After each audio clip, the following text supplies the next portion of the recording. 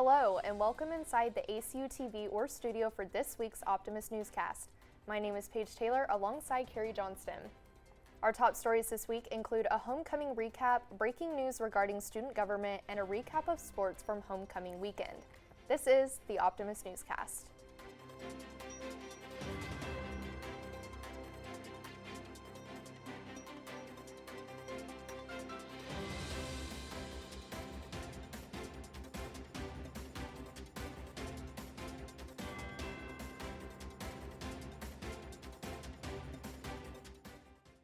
The university rejected a requested change to the student handbook regarding the sexual stewardship policy proposed by Student Government Association Wednesday. The request change was to remove the phrase "between a man and a woman" from the policy. The resolution cited other religiously affiliated colleges and universities in Texas that do not have a sexual stewardship policy in their student handbook and argued that the resolution would reduce LGBTQ+ discrimination on campus. The policy was originally adopted by the Board of Trustees in 2018.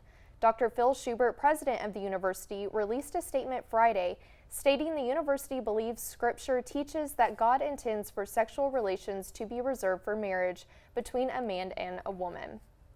Starting off the homecoming week, Thursday boasted the 30th annual celebration of the Gutenberg Awards. Optimist Shelby Bird was there to give us an inside look. Last Thursday, the Department of Journalism and Mass Communication held its 30th annual Gutenberg Awards ceremony. The ceremony honored 3 of the department's notable alumni: 41 NBC News anchor and executive producer Shelby Coates in the class of 2007, Senior Vice President and Chief Corporate Development Officer for Inhabit Home Health Jay Duty from the class of 2002, and Lead Minister for the Branch Church Chris Seidman from the class of 1992. Seidman said that although he is not using his journalism degree in the traditional sense now, he is still greatly appreciative of his time in the department.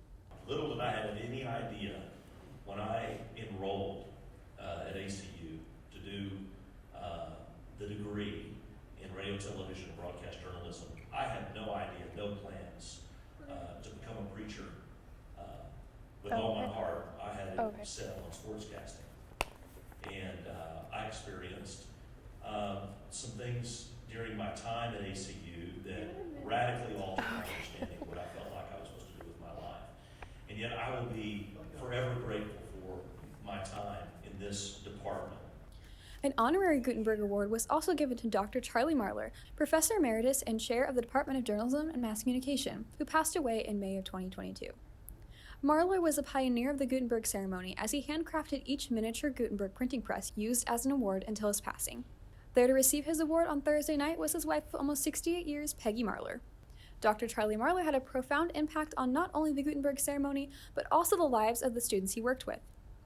Past Gutenberg recipient Regina Burns, who was not only the first woman to receive the award in 1993, but also the first African American to do so, said that Dr. Marler inspired her to pursue her dreams. And so Dr. Marler went on to tell me that when he was doing his graduate studies, that he took a Black history course, how much he learned, that there was only one Black professor, and how, it was eye-opening, and that he became a practicing historian from this training years ago when he was working on his graduate studies. And he said, "You can make a difference. I want you to take a look at going back to school." That was in December of 2020. And I have now completed 12 hours in my graduate studies. I started at UTA in fall of 2021 and completed my spring semester at UTA, and I've now transferred to UNT in Denton, and this is my first semester as a doctorate student, and I'm going to get that PhD in history. Congratulations to all of the Gutenberg honorees, both past and present, and we thank you for all the inspiring work you're doing in your fields. I'm Shelby Bird for the Optimist reporting. Jalen Garza was named the 2022 Homecoming Queen during the football game Saturday, and sorority Delta Theta was named this year's winner of the annual Homecoming Float competition. Optimist Emily Sullivan has more of this story. Continuing with the homecoming festivities, Saturday morning, ACU kicked off game day with the school's annual homecoming parade. The parade is a tradition known and loved by ACU students and the entire community. This year, the parade focused on the theme "All Roads Lead Home," which suited the parade perfectly, as it is one of the most popular events for returning alumni. Families, students, and ACU alumni poured into the campus streets with excitement to watch the mini floats pass by, as well as cheer on their ACU football team. The parade was led by ACU's most popular police dog, Fritter, as well as the ACU riding team.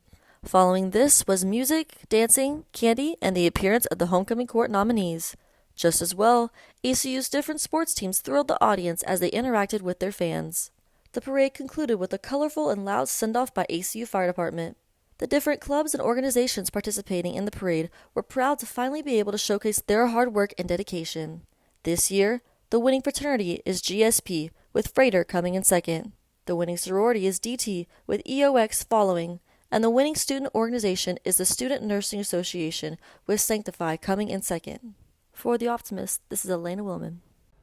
While campus was busy celebrating homecoming over the weekend, athletics was just as busy. Carrie Johnston has a recap on all things sports. Carrie? Thanks, Paige.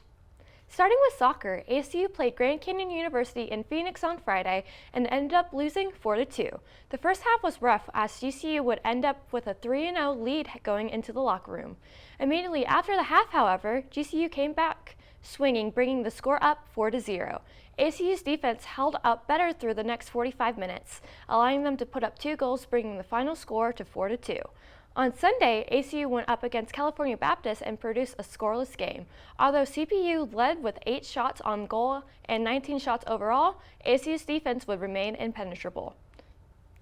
This weekend brought the season record to a 4-6-4, with pivotal games coming up against Utah Valley and Seattle U this coming Friday and Sunday at Elmer Gray Stadium. Volleyball outlasted Grand Canyon University for a win on Saturday to bring their record to 5-14 on the season.